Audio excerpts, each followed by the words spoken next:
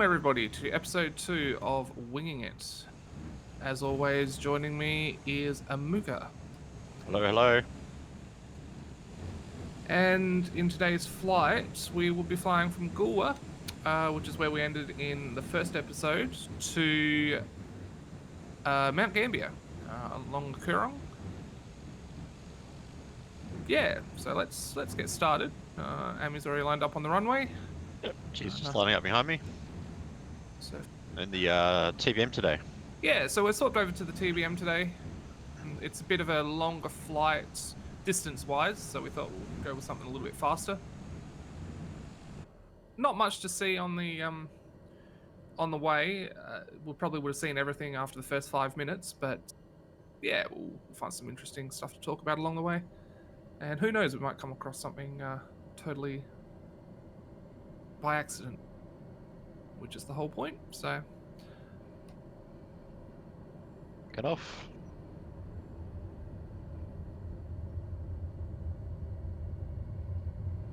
I'm just going to track straight down to the river. yeah, now go for it. This is a lot faster. Yeah, fly along the coast. This is a lot faster than that cub.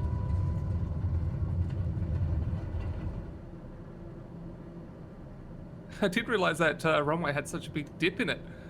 You almost get launched off the end of it before you get into the dip. It's a bit of a low cloud base today. Yeah, I think it's about 2,000, 2,500. No, sorry, 4,000, 4,500, somewhere up there. So we'll try and stay below that a little bit. Otherwise, we won't see much. Yeah, am I okay to throw on my GPS hold or? It's up to you if you want to do a GPS hold. I might just manually fly along the coast here for a bit, just for sightseeing purposes. And then once we've gotten further into the Coorong, we'll probably stick that on. And Yep. I'll follow the coastline for now, and then we'll work out what you want to do. Yep. So on the left-hand side, well, we're just flying over the township of Goolwa at the moment. Pretty small. On the left-hand side, that is the island of Hindmarsh, Hindmarsh Island. That's actually changed quite a bit since I was there. All the houses down there. Yeah, there's quite a big housing development, which you can see just there. That's been growing for the last, well, I don't know, 10 years or so. But yeah, it's coming along. Pretty cheap houses down there too. Around the $100,000 mark for a 2-story, 3-4 bedroom house. It's yeah, really cheap. Is that because they get flooded? It's just because it's a long way from anywhere that anyone wants to actually go. So, I mean, it's at least 45 minutes to an hour drive to the city from there. Yeah, that's true. Not much in the way of jobs and all that sort of shit. I mean, it would be nice for a place to retire, but yeah, not. You could live there if you lived in Victor Harbour or worked in Victor Harbour, though. Oh yeah, or if you had an online business or you could work from home, sort of thing. It would be quite a nice place to live. Coming up in front of me and about where Amy is at the moment is the Murray Mouth. So that's the longest river in Australia, or the Murray-Darling is the longest river system in Australia. Quite a small mouth. For such a very long river, yeah, that's the entry or the exit of it. This whole area is basically referred to as the Coorong, and it's a like a marshland, like a marshland, but not quite. It's mangrove sort of. It's hard to describe. It's hard to actually tell from the air. But the lake. What was the name of the lake? Lake Alexandrina. Alexandrina. There you go. Yeah. So the Murray itself travels inland, feeds into the lake, and then the mouth is just what we just pointed out below us. So, but a lot of the water collects just between the beach and here. So, just trying to stay below that cloud level. Yeah, it's rather low. It's a little bit lower than 4. Yeah, More like it may have come down a bit it's, from it's when more I was flying earlier. it's more like 2, but that's okay. We'll manage. So what have you been doing in flight sim last couple of weeks, Stu? I have been flying all over the place. I have been sightseeing as much as possible, picking some interesting places. Flew under the Eiffel Tower just for the sake of it. Went to Egypt and saw the pyramids. Oh, What else did I nice. do? Yeah. Went to Dubai. You joined me in Dubai along with Jack, and we Hmm. had some interesting adventures there. Yeah, we're landing on the Burj Hotel on the little helipad there. It was quite interesting. I think Yeah, we worked out we could do it with one of the Cubs. It's got quite a low stall speed, so. yeah. The was it the Shock Ultra? I think it was. Hmm. Managed to land that on the helipad of the Burj Al Arab. That was yeah, bit of a fun time there. A lot of crashes, a lot of funny things. Might put some of that in the episode just to segue. I've been doing the same as you. I've done the pyramids, did a bit of Dubai. I've actually been doing a bit of flying. The challenges have been quite good, the landing challenges. I think you've been trying to catch up to my scores on some of those, G. And I think you've bet me on a few, so Yes, um, yes. No comment. no comment. What else do we do? I've done a few legs of flying in various aircraft. So last night I flew the A320 from Sydney to Melbourne and then Melbourne to Adelaide, so that was quite fun. Um, yeah, just flying, just enjoying the game. Yeah. Have you come across any features that you uh, weren't aware of, or any problems that you Um, hadn't noticed? I must admit, I talked about this last night actually. I was flying that leg from Sydney to Melbourne. I was flying the A320, like I said, and I found the air traffic control. It's all AI. It was not letting. It wasn't making me descend when I thought it would make me descend. It was basically having a flight level of 32,000 feet, and I was coming into Melbourne, and I should have been descending, but I wasn't. They were just sort of stuck between. Kept getting handed off from one tower to the other, and I think you described why that was last night, G. It seemed to be the fact your aircraft's flying through different airspaces. It's not smart enough to realise that your actual destination is, say, Melbourne, and you Yeah. keep getting handed off. So there's a little couple of bugs like that, but the actual flying itself, not really. A few of the aircraft are maybe missing a couple of little features that I would like to see, especially on the bigger aircraft. But other than that, it's been quite enjoyable. Yeah, it's got a bit of way to go, but in general, it's still by far a lot better than the alternatives that I've played. How are you tracking back there? Do you want me to slow down or? No, I'm slowly catching up unintentionally. I'm still just trying to get the trim sorted out and Yeah, try not to crash the thing. I have a doing about 100. tendency of overspeeding and overstressing this aircraft, so need to be a little Doing careful. doing a comfortable 160 knots. So Yeah, I'm tracking about 180, so slowly catch up. the sun looks quite nice on the beach down there.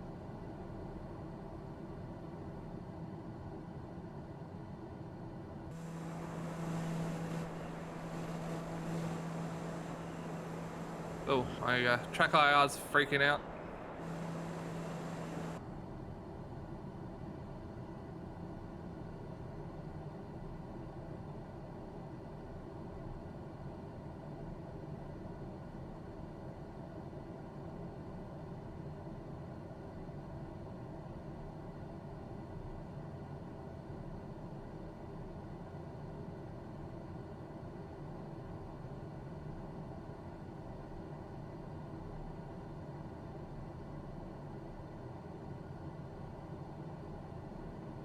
Couple little technical things still.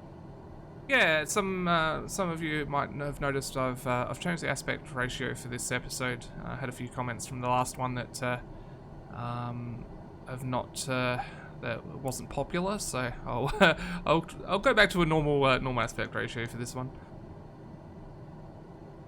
A couple of comments on my video too. I think a couple of people pointed out, oh, that thing in Melbourne, the huge 212-story building that is in the game at the moment. I might throw up a screenshot of that, but a couple of people recommending that we visit that. We have seen it. We have been in Melbourne and seen it. I don't know if it's been fixed yet. Not sure about that one. The cause of it has been discovered, and it's it's a kind of funny way it happened, but I don't think it's been fixed yet. So if we get there before it's removed, then we'll definitely go for a fly around that.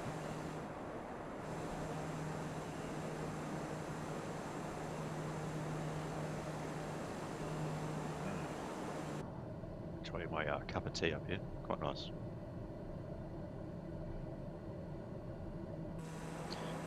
Lost track of you. I'm off to your left. Oh yeah, just in front of you. Yep.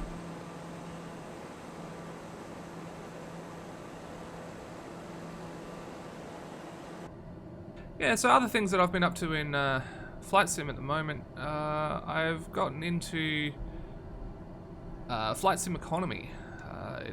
So for people who don't know what it is, it's a website that you sign up for, and it is like a side game to Flight Sim, and it basically lets you run a airline of sorts, like a cargo passenger airline. And you make money from doing flights, so it gives you passengers to take from point A to point B and cargo to pick up and take from point A to point B. And when you start off, you have to rent yourself aircraft because you can't afford your own. And you make money, and you have to manage your funds and all that sort of stuff. But ultimately, it gives you places to fly that you never normally would. So it just gives you a reason to go to certain places. And no, it's really good. It adds a bit of game to the simulator, and just it gives you some more options.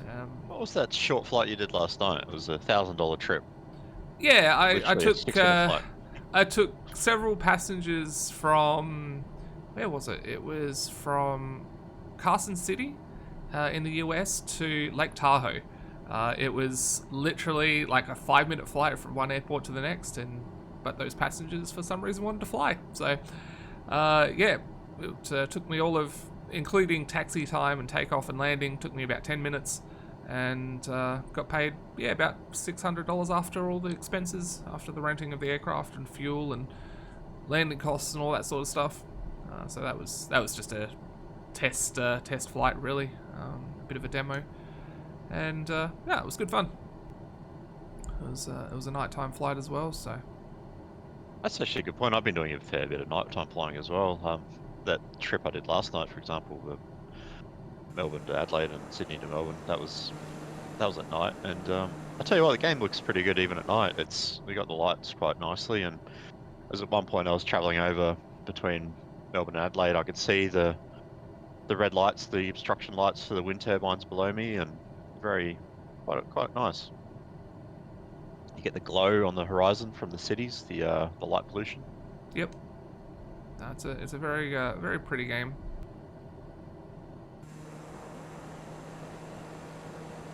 Actually done a bit of night flying with Jack too.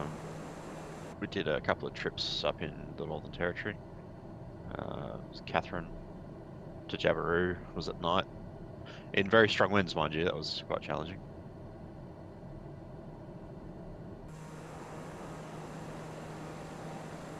Just pulling up on your right side here, G.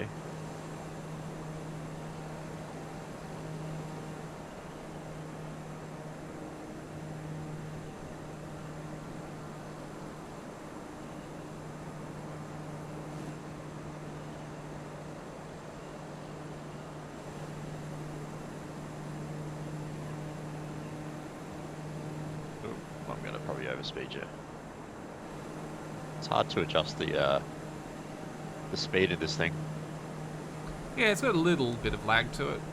It's not quite as bad as the Hornet in DCS, but yeah, it's a little laggy. So another change to the settings that I've made that people probably have noticed, I've turned on the markers for cities. Landmarks were already turned on last episode, but cities and airports have been turned on as well, just so that anyone watching can kind of get a bit of orientation to where they are. So, for instance, we're 41 and a half miles away from where we took off, and yeah, Just below me there, G. yeah, I see it. That's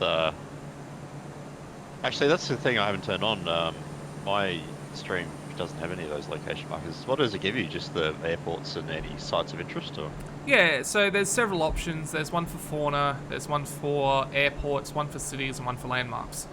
So landmarks are things like Eiffel Tower and just large landmarks that are worth looking at.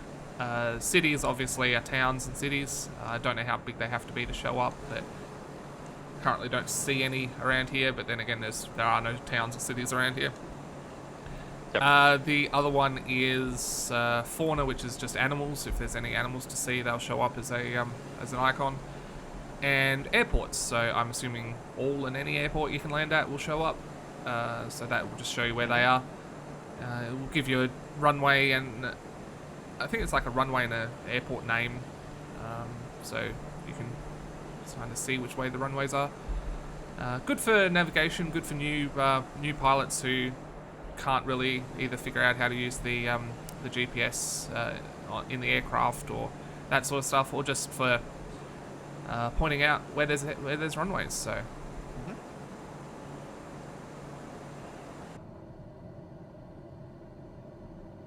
This TBM is a really nice aircraft.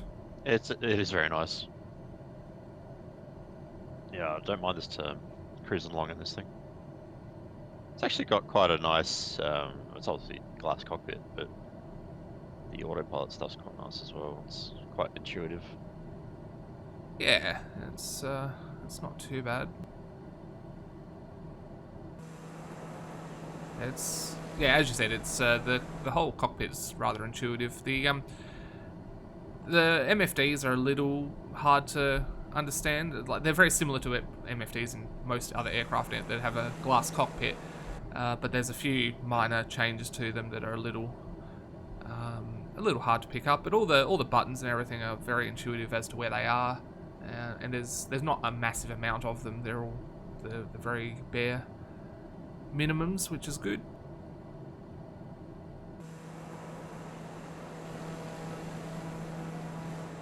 I'm just watching you cruise by there. It's very nice. It's tracking pretty well at the moment, following this coast. Yeah, this will add a little bit of time to our flight path, but that's okay.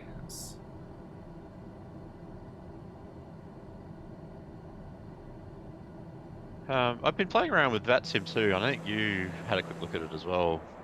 Might be worth explaining what VATSIM is quickly, but that's something that's not quite working yet. Sim. Basically, VATSIM's a online virtual air traffic control.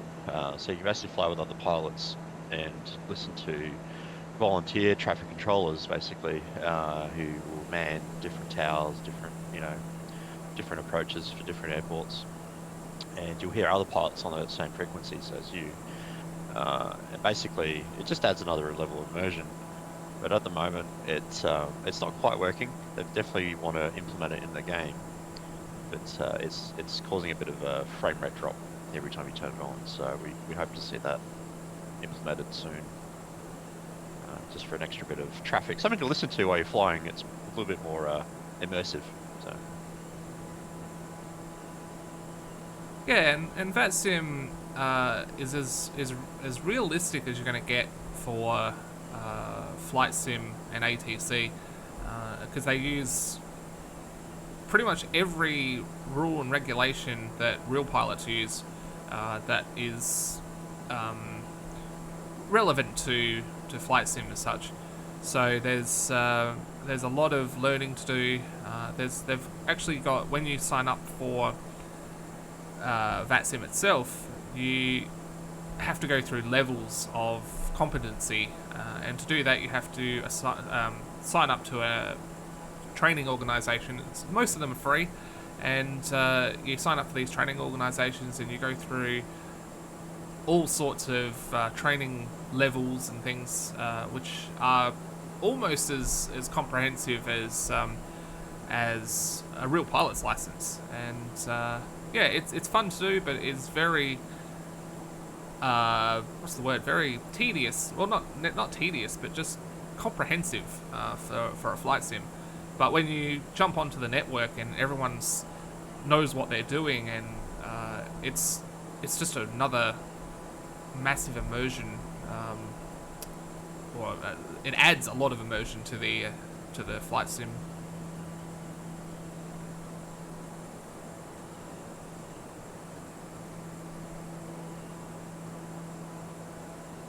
You just popping up over that cloud, or yeah? I'm just flying through the cloud at the moment. Oh yeah. But no, I might head up above the cloud. As I said, we've pretty much seen everything that we're going to see. The scenery ain't going to change much between here and for quite a while, so we might just pop up through the clouds and see what's up here. Let's pop up above the cloud. We might see something. It actually looks quite amazing flying between different cloud levels. Yeah, it's a lot thicker here than it was back there. There's some really fluffy clouds up here. It's really good. Having said that, I now can't see the ground to fly VFR, so I'm going to have to use the in-game compass here a bit. I'm using the MFD just to see what I'm doing. Wow, look at that. That's pretty impressive. Oh yeah, very nice. So for instance, in VATSIM, there's rules and regulations for VFR flying around clouds. So if I was actually flying, I don't think it's necessarily enforced, but for the sake of realism and for the sake of being, for the sake of just making it as real as possible, you can only fly within a certain distance above, below, and from clouds. So this would not be allowed in a VFR flight due to the fact that I can't actually see where I'm going. Oh, look at that! That's awesome. Nice and fluffy, these ones. It's going to track a little bit further in along the coast. We're drifting inland a bit. Yep. Yeah, I did notice that. Might just bring up the VFR map here. That's actually it's a good point. It's a bit easy to do. There we go.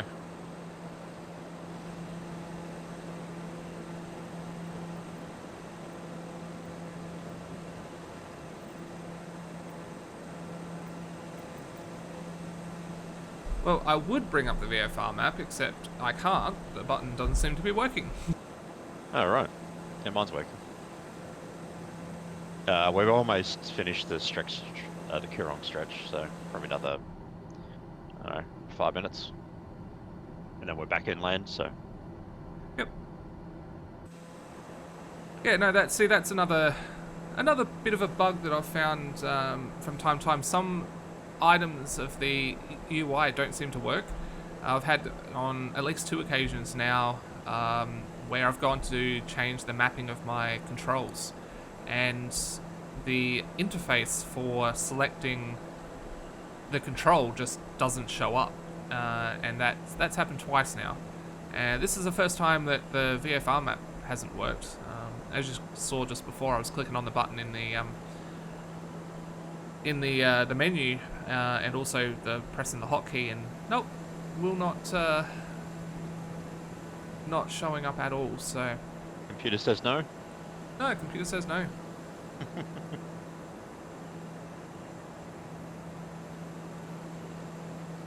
diving under that cloud now, are you? No, still just sitting on top of the clouds. Yep.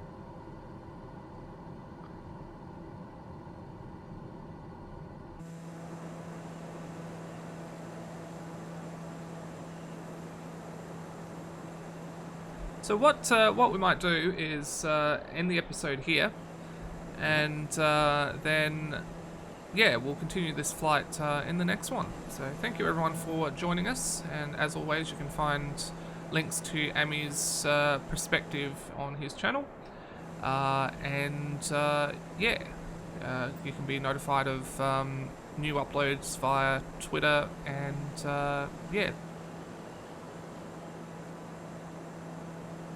Post haste. Post haste when we have time. As quickly as we can. No worries. Well, thanks for that. We'll see you next episode.